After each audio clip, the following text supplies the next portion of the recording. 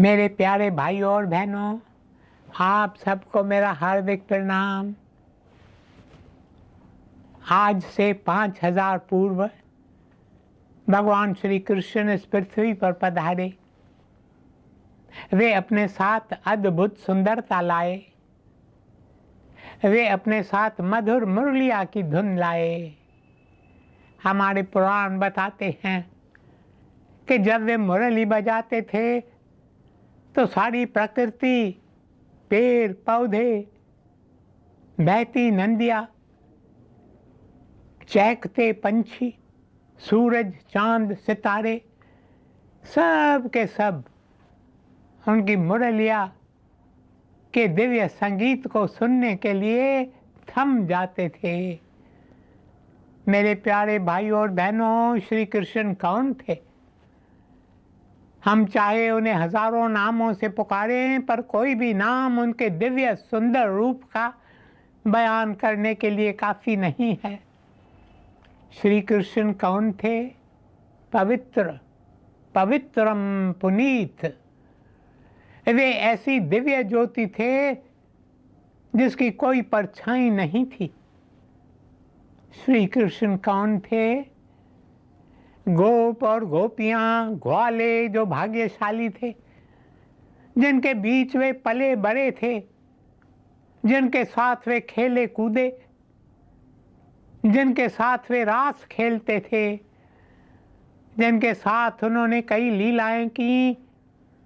उन गोप गोपियों ने उनके सुंदर मुखड़े को देखकर कहा, How we have seen the face of rapture, of ecstasy, of love। अर्थात हमने उनके मुखड़े पर प्रेम की दिव्य ज्योति देखी है। उनका मुखड़ा आनंद का एक सरोवर है।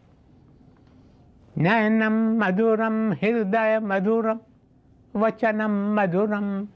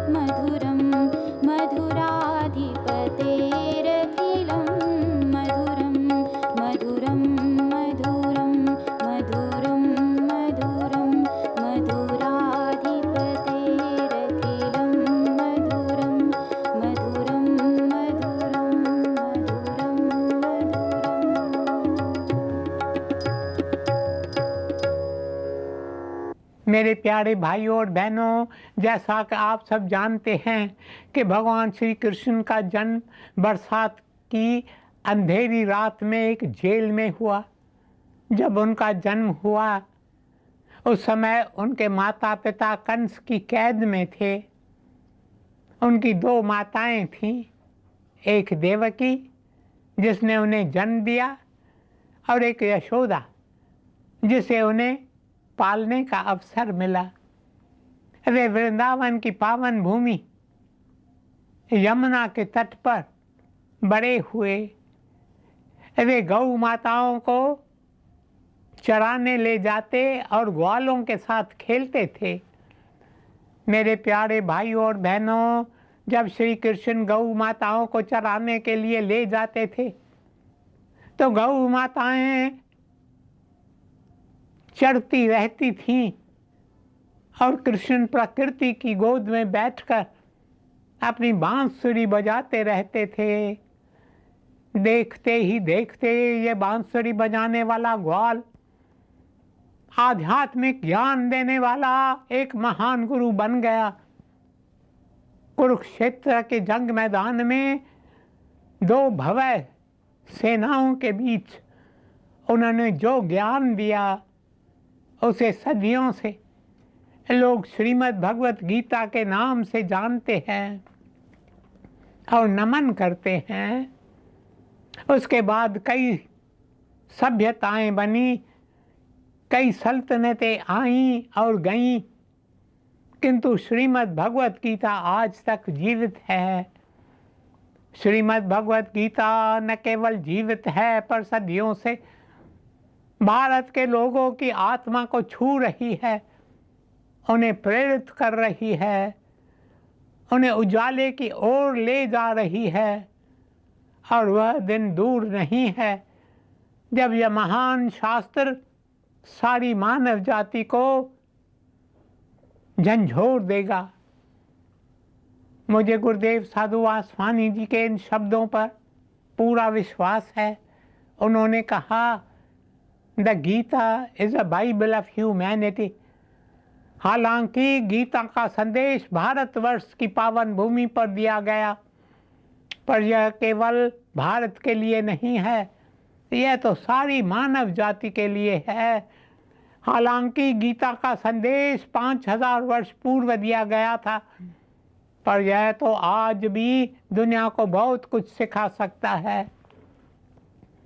मेरे प्यारे भाइयों और बहनों, अब आइए देखें गीता का संदेश कब और क्यों दिया गया। महाभारत के बारे में तो आप सब जानते हैं। इस महाकाव्य में 1 लाख श्लोक हैं, इसमें 18 पर्व हैं। महाभारत में एक हिस्सा है, यह हिस्सा एक कविता के रूप में है। यह कविता संसार की सबसे लंबी कविता मानी जाती है। और सबसे अद्भुत बात तो यह है कि इस कविता में ही तो सारी भगवत गीता आ जाती है, जो अपने आप में एक शास्त्र है। It is the world's longest poem and its unique feature is that it contains within itself the Bhagavad Gita, which many believe is the ultimate world scripture. मेरे प्यारे भाइयों और बहनों, महाभारत की रचना महर्षि वेद व्यास जी ने की है। महर्षि व्यास जी ने 4 वेदों की रचना भी की है। कई लोग महाभारत को 5वां वेद कहते हैं, क्योंकि इसमें बताई गई बातें वही सच दोहराते हैं जो वेदों में बताए गई हैं। कहा गया है कि जहाँ सत्य है वहीं विजय है। यही इस महाकाव्य की धूरी है।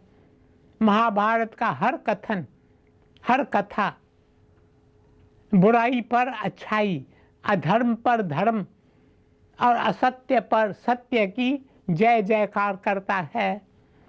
यह काव्य जिसमें अनंत सत्य का गुणगान किया गया है, अब हमें पृथ्वी पर अच्छा जीवन जीने की शिक्षा तथा प्रेरणा देता है। महाभारत में मनुष्य के जीवन के हर पहलू को उजागर किया गया है। मानव कैसे धर्म पर चलकर ऊंचा उठ सकता है और कैसे वही मानव अधर्म पर चलकर अपना पतन कर सकता है। मानव के भीतर किस तरह धर्म और अधर्म, प्यार और नफरत, नेकी और बदी, शांति और युद्ध के बीच लगातार होने वाले संघर्ष का सुंदर विवरण इस काव्य में हमें मिलता है। इस काव्य को श्री कृष्ण, जो भगवान विष्णु का अवतार थे, उन्होंने अपनी भूमिका से पावन बना दिया। अच्युतम केशवम कृष्ण दामोदरम जानकी वल्लभम।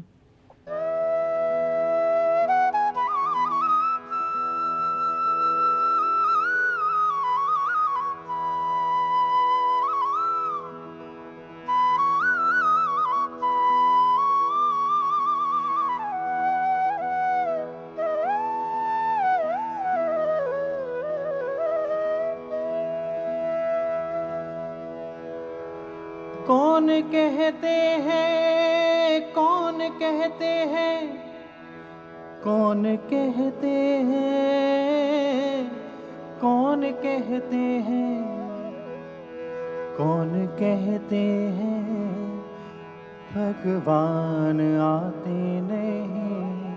कौन कहते हैं भगवान आते नहीं। राधा की तरह तुम बुलाते नहीं, राधा की तरह तुम बुलाते नहीं। राधा की तरह तुम बुलाते नहीं। राधा की तरह तुम बुलाते नहीं। अच्युतम केशवम कृष्ण दामोदरम, अच्युतम केशवम कृष्ण दामोदरम। राम नारायणम जानकी वल्लभम, राम नारायणं जानकी वल्लभम्। अच्युतम केशवम कृष्ण दामोदरम, अच्युतं केशवं कृष्ण दामोदरम्। राम नारायणम जानकी वल्लभम, राम नारायणं जानकी वल्लभम्। राम नारायणम जानकी वल्लभम। राम नारायणं जानकी वल्लभम्। राम नारायणम जानकी वल्लभम। राम नारायणं जानकी वल्लभम्। मेरे प्यारे भाइयों और बहनों, महाभारत की रचना के पीछे एक रोचक कहानी है। जब महर्षि वेदव्यास इस कार्य की रचना करने बैठे तो उन्हें लगा कि यह काम मनुष्य की क्षमता से परे है। उस समय ब्रह्मा जी उनके सामने प्रकट हुए और उन्हें सलाह दी कि इस कार्य के लिए वे गणेश जी की सहायता लें। वेद व्यास जी ने गणेश जी से सहायता मांगी। गणेश जी इस काम के लिए राजी हो गए, पर उन्होंने कहा, आप कहते जाइए, मैं लिखता जाऊंगा, पर मेरी एक शर्त है। शर्त यह है कि आप एक पल के लिए भी रुकेंगे नहीं, आप लगातार मुझे लिखवाते ही रहेंगे। यदि आप रुके तो फिर मैं उठकर चला जाऊंगा। गणेश जी की शर्त सुनकर वेद व्यास जी सोच में पड़ गए। वे सोच रहे थे, इतना बड़ा और पेचीदा काम करता है, वो भी लगातार बिना रुके। दूसरी ओर गणेश जी की सहायता के बिना यह कार्य करना उनके लिए संभव भी नहीं था।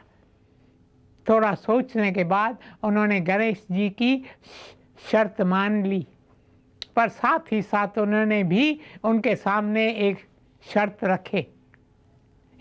रखी। वो शर्त थी कि वेद व्यास जी को कहेंगे उसे लिखने से पहले गणेश जी उसे अच्छी तरह समझेंगे, उसके बाद ही लिखना शुरू करेंगे। इस तरह दोनों ने एक दूसरे की शर्त मान ली। फिर महाकाव्य की रचना आरंभ हुई। जैसा कि वेद व्यास जी पहले से ही जानते थे कि कहीं कहीं कुछ श्लोक काफ़ी कठिन होंगे, जिसके लिए उन्हें थोड़ा सोचने के लिए समय लगेगा। इसलिए बीच बीच में वे गणेश जी को जानबूझकर कुछ कठिन श्लोक लिखवा देते, जिसे समझने के लिए गणेश जी के लिखने की गति धीमी हो जाती और वेद व्यास जी को भी सोचने के लिए समय मिल जाता था। मेरे प्यारे भाइयों और बहनों, इस रोचक कहानी से हमें साफ पता चलता है कि महाभारत काफ़ी पेचीदा शास्त्र है। इस काव्य की घटनाएं द्वापर युग में घटी हैं। उस समय शांतनु हस्तिनापुर के राजा थे। शांतनु को सत्यवती नाम की एक सुंदर मछुआरन से प्रेम हो जाता है। जब वे उसके पिता से उसका हाथ मांगते हैं तो सत्यवती के पिता कहते हैं, महाराज यदि आप मुझे इस बात का आश्वासन दें कि आपके बाद सत्यवती का पुत्र ही हस्तिनापुर का राजा बनेगा, तो ही मैं सत्यवती का हाथ आपके हाथ में दूंगा। शांतनु उसकी यह शर्त मानने के लिए तैयार नहीं थे, क्योंकि उनका पहले से ही एक होनहार महारथी पुत्र था जिसका नाम था देवव्रत। जब देवव्रत को इस बात का पता चला तो उसने भीषण प्रतिज्ञा ली और हस्तिनापुर के सिंहासन को त्याग दिया। उसके बाद उसने सत्यवती के पिता को राजा शांतनु के साथ सत्यवती का विवाह करने के लिए राजी कर लिया। बस तभी से देवव्रत भीषम बन गया। इस तरह वह सत्यवती का विवाह शांतनु के साथ संपन्न हो गया। सत्यवती ने 2 पुत्रों को जन्म दिया, चित्रगद और विचित्रवीर्य। दोनों बारी बारी से हस्तिनापुर के राजा बने। विचित्रवीर्य के 2 पुत्र हुए, एक धृतराष्ट्र जो जन्म से सूरदास था और दूसरा पांडु जो जन्म से ही कमज़ोर था। जब ये दोनों बड़े हुए तो भीष्म ने दोनों का विवाह कर दिया। धृतराष्ट्र का विवाह गांधारी से हो गया, जिसने पतिव्रत धर्म को निभाने के लिए स्वयं अपनी आंखों पर पट्टी बांध ली। पांडु की 2 पत्नियां थीं, एक कुंती और दूसरी माद्री। कुंती को विवाह से पूर्व सूर्य देवता से वरदान के रूप में एक पुत्र प्राप्त हुआ। लोक लज्जा के कारण कुंती ने अपने पुत्र का त्याग कर दिया, जो एक सारथी के घर में पला और आगे चलकर महारथी कर्ण बना। कुंती और माद्री से विवाह करने के बाद पांडु के 5 पुत्र हुए, युधिष्ठिर, भीम, अर्जुन, नकुल और सहदेव, जिन्हें लोग पांडव कहते थे। जब पांडु का देहांत हुआ तो माद्री उनके साथ सती हो गई। अब 5 पुत्रों को बड़ा करने का भार केवल अकेली कुंती पर आन पड़ा। दूसरी ओर धृतराष्ट्र के 100 पुत्र हुए, जो कौरवों के नाम से जाने जाते हैं, और उनमें से सबसे बड़ा था दुर्योधन। पांडव और कौरव साथ साथ बड़े हुए, पर दुर्योधन के मन में पांडवों के प्रति नफरत और द्वेष की भावना घर करने लगी। सभी राजकुमार आचार्य द्रोण से शिक्षा लेने गए। सभी राजकुमारों में से अर्जुन धनुर्विद्या में सबसे श्रेष्ठ बना। जब कर्ण ने उसे मुकाबला करने के लिए ललकारा तो अर्जुन ने एक सारथी पुत्र के साथ मुकाबला करने से इनकार कर दिया। यह देखकर दुर्योधन ने आवेश में आकर कर्ण को अपना अंग राज दे दिया, जिससे कर्ण का स्थान अर्जुन के स्थान से बराबर हो गया। दुर्योधन की इस बात का कर्ण के दिल पर बहुत गहरा प्रभाव पड़ा, जिससे वह अपने जीवन के अंत समय तक दुर्योधन का वफादार साथी बना रहा। मेरे प्यारे भाइयों और बहनों, धृतराष्ट्र एक कमज़ोर और पक्षपाती राजा था। वह पांडवों के लोकप्रियता से घबराता था। यह देखकर गांधारी का भाई शकुनी अपने भांजों के साथ मिलकर पांडवों का सफाया करने के लिए एक साजिश करता है। जब पांडव वारणावत समारोह पर जाते हैं तो उनके ठहरने के लिए शकुनी 1 लाख का महल बनवाता है। पांडवों को इसकी भनक पड़ जाती है। वे लाख के महल से बाहर निकलने के लिए एक सुरंग बनाते हैं। जब लाख के महल को आग लगाई जाती है तो पांडव सुरंग के रास्ते से बच निकलते हैं। इस घटना से कुंती और पांडवों को भान हो गया कि कौरव उन्हें मारना चाहते हैं, तो वे ब्राह्मणों का वेश बदलकर एक स्थान से दूसरे स्थान भटकने लगे। चलते चलते वे द्रुपद के राज्य में जा पहुँचे, जहाँ राजकुमारी द्रौपदी का स्वयंवर होने वाला था। स्वयंवर के लिए राजा द्रौपद ने एक शर्त रखी कि जो राजकुमार एक घूमती हुई मछली की पानी में छवि देखकर उसकी आंख को अपने तीर से निशाना बनाएगा, राजकुमारी द्रौपदी उसे को अपनी वरमाला पहनाएंगी। इस स्वयंवर में कई महारथी, कई राजकुमार भाग लेने आए, पर कोई भी मछली की आंख को पानी में देखकर भेद नहीं सका।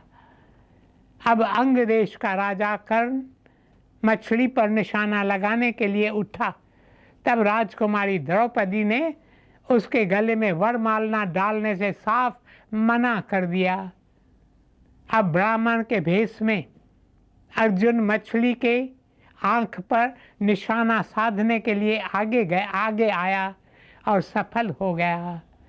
द्रौपदी ने अर्जुन के गले में वरमाला डाल दी। मेरे प्यारे भाइयों और बहनों, अब समय समाप्त हो रहा है, इसलिए कल देखेंगे कि आगे क्या होता है। ओम शांति शांति शांति।